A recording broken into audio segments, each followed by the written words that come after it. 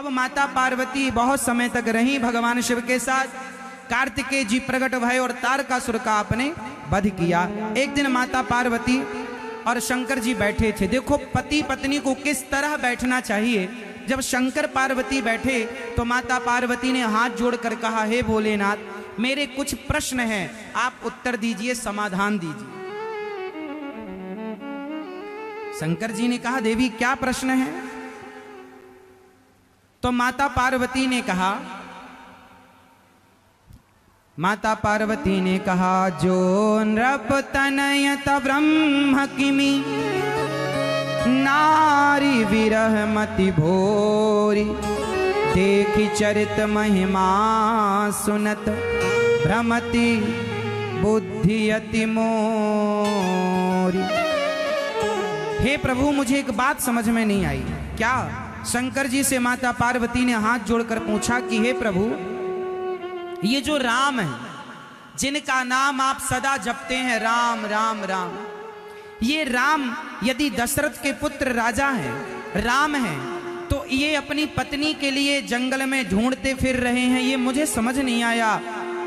भगवान माता पार्वती बोली, प्रभु पिछले जन्म में संदेह था, इस जन्म में श्रद्धा है, पर जो समझ में नहीं आता वो पूछ रहे हैं। शंकर जी ने कहा, देवी पिछले बार तुमने यही सवाल किया था और चक्कर में पड़ गई और जल के मरना पड़ा। माता पार्वती ने कहा, तब संशय था, तब संदेह था, अब जिज्ञासा जानने की कि राम कौन है, राम के बारे में। अब राम की सारी लीला हमें सुनाइए। राम ने रावण को क्यों मारा, रावण ने सीता का हरण क्यों किया, राम जी को 14 वर्ष का वनवास क्यों मिला, अब ये सारी बातें हमें सुनाइए।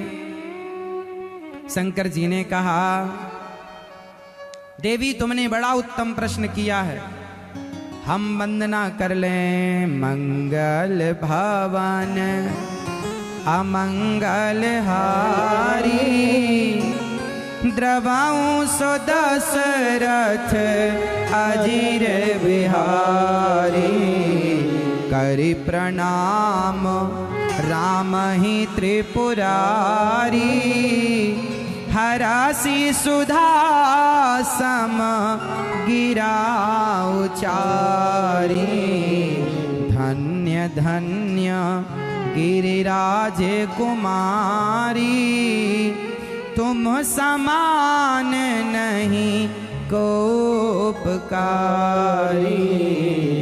माता पार्वती को शंकर जी प्रणाम कर रहे हैं कि आपकी तरह कोई हमारा हितैषी नहीं है, आपने बड़ा उत्तम प्रश्न किया।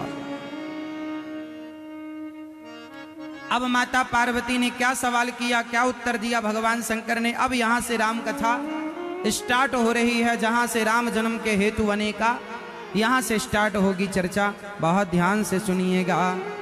शंकर जी कह रहे हैं, जिन हरि कथा सुन ही नहीं काना, ब्रह्म श्रवण रंध्र वही भवन समाना। जिनके कान कथा नहीं सुने, उनके कान केवल चूहे के बिल हैं बस। इसलिए कान किसके लिए होते हैं? निंदा सुनने के लिए मेरी माँ, चुगली सुनने के लिए। ना निंदा सुनकर समय बर्बाद करो, ना चुगली सुनकर केवल भगवान की कथा, नित्य कथा सुना करो, नित्य कथा सुना करो। सिर ते कटु तुम बरी समतूला, जे नमत हरि गुरु पद मूला। जो गुरु के चरणों में, भगवान के चरणों में जो सिर नहीं झुकता, वो केवल तुम्बा तुम्बी की तरह, कड़वी लौकी की तरह। क्या बताएं हम आपके, जिनकी जिह्वा राम नाम कृष्ण नाम नहीं जपती, कथा नहीं सुनाती, वह उनकी जिह्वा मेंढक की तरह केवल टर टर टर टर करने वाली है। इस प्रकार भगवान शिव कह रहे हैं कि भगवान की कथा देवी नित्य सबको सुननी चाहिए। अब यहां शंकर जी कहते हैं, सुनो, जो तुमने कहा कि राम वो कोई और हैं, दशरथ पुत्र, सीता की खोज करने वाले कोई और, रावण को, ऐसा नहीं है। भगवान एक हैं। माता पार्वती ने कहा कि यदि वो निर्गुण निराकार ब्रह्म हैं तो वो सगुण साकार कैसे बने? शंकर जी ने कहा सगुण ही अगुण ही नहीं कछु भेदा। अच्छा बताओ, भगवान सगुण है या निर्गुण, साकार है कि निराकार? आप उत्तर दो।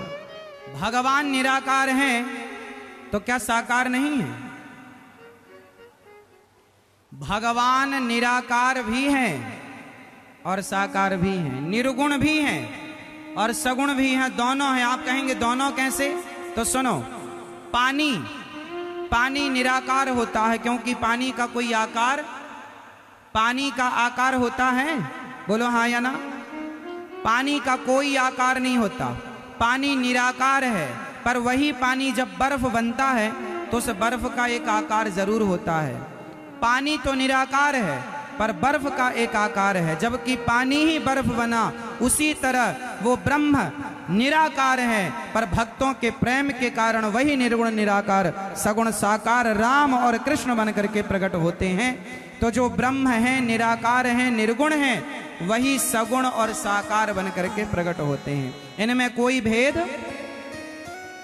तो जो ब्रह्म है वही राम है, जो राम है वही ब्रह्म है, जो साकार है वही निराकार, ऐसा भगवान शंकर समझा रहे हैं। भगवान